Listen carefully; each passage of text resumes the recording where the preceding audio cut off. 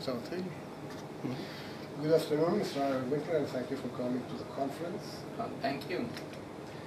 You've been illuminating this field for many years, and you've been active in the ISSA also for many years. What do you think the next step for the ISSA is? What do we need to change? Well, I think fundamentally we have a challenge in ISSA, specifically, for example, having ISC squared start chapters around the world. That's problematic. And I like to think that in many cases competition's a good thing because it actually gets you getting off your ass, for lack of a better term.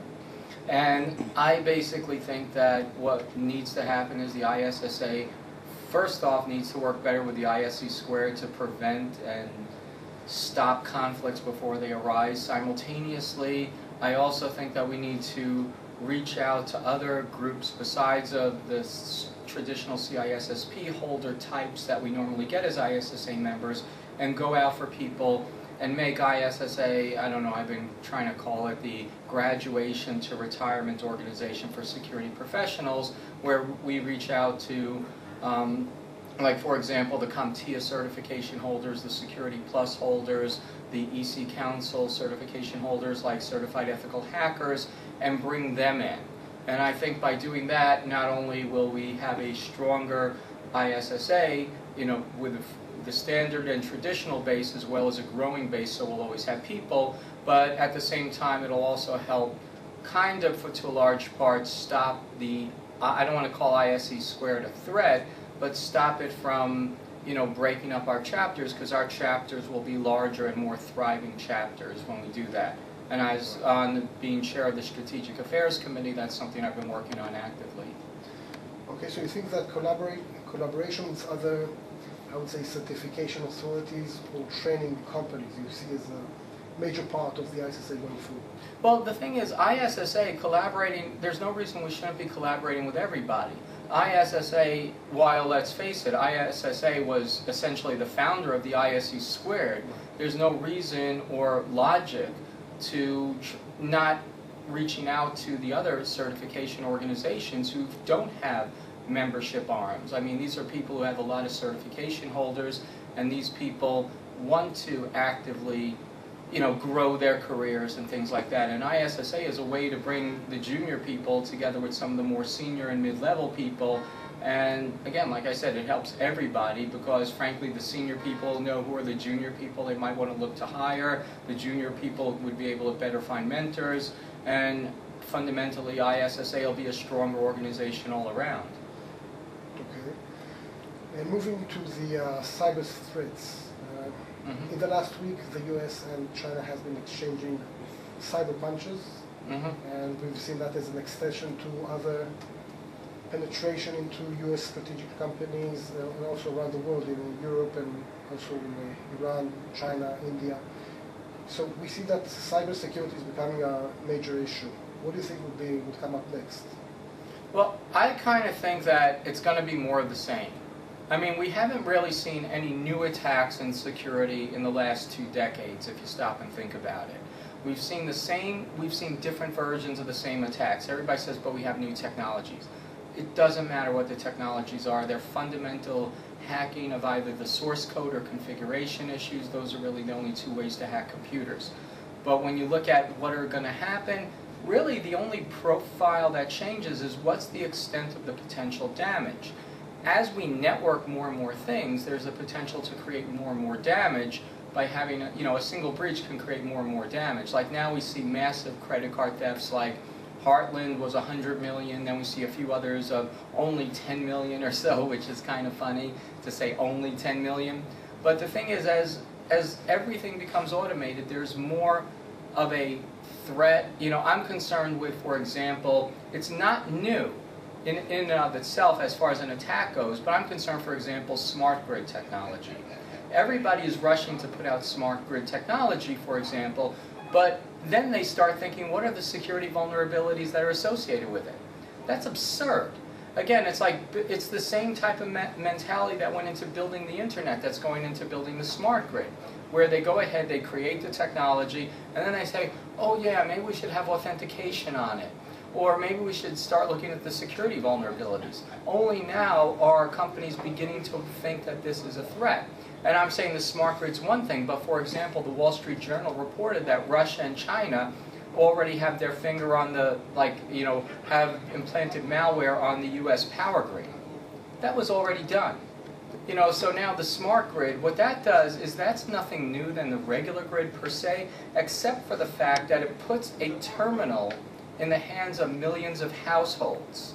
It puts an access point, and that to me is more of a threat. Essentially it's the same thing, but you have more and more access points out there with the ability to create more and more damage. Cybersecurity used to be more of a state issue, and we've seen in the last year or two that it becomes also a corporate issue. One of the major events that happened was the attack on Sony, where supposedly or allegedly Anonymous has attacked their network, the PSN network and some other networks, and created major damage to the company, which people think is connected to their legal attack on one of the hackers of the PS3, if I remember correctly. Do companies now need to take into account that their actions may be counter-handled by cyber terrorists or let's say some hacking groups that feel that what they've done is wrong? Well, this is always, I have to disagree with you, frankly. I can't say, they used to be perceived as a state issue. It's always been a corporate issue.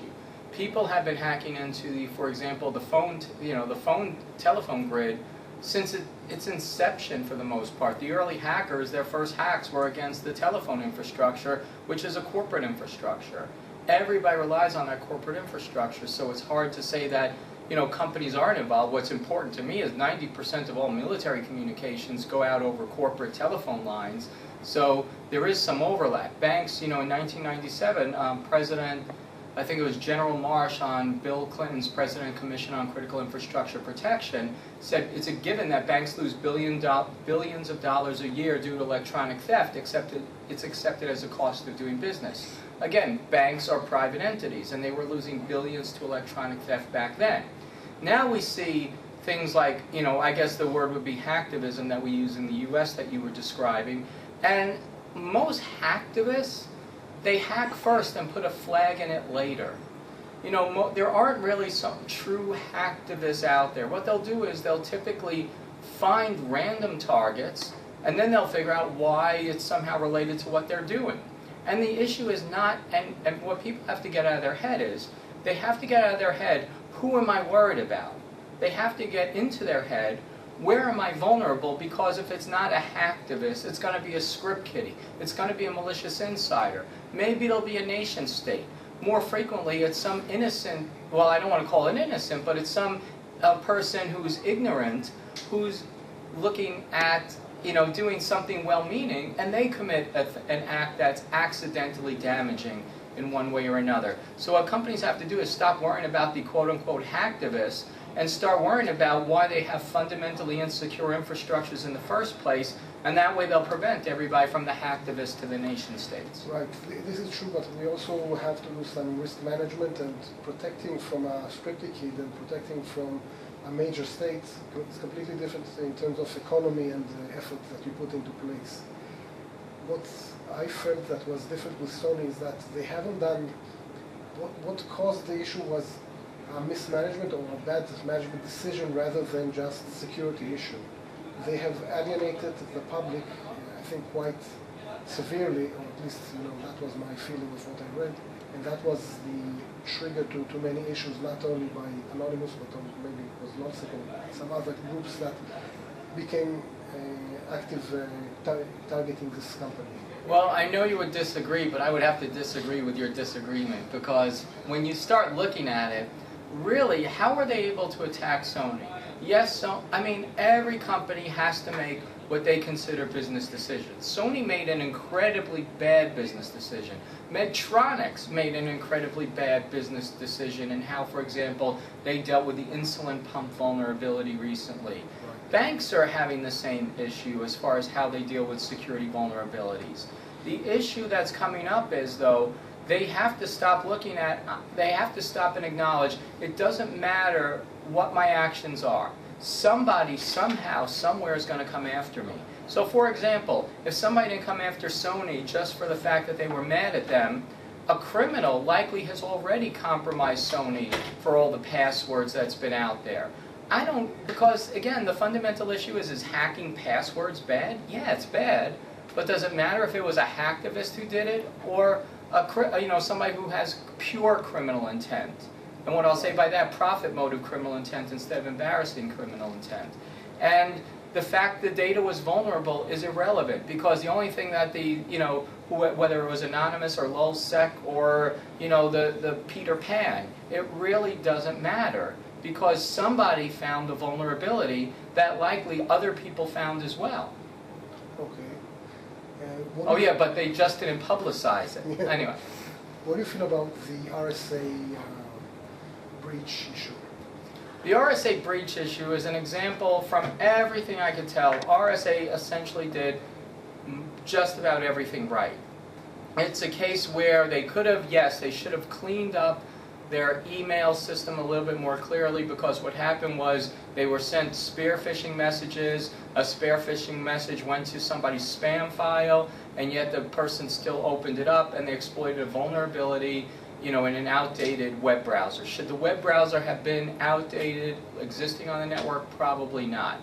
However, if you stop and think about how much had to go right and how the targeted spear phishing was, they did most things right. It's an example of a third party being attacked, because frankly, nobody cares in and of itself about the RSA token authentication system that was actually hacked.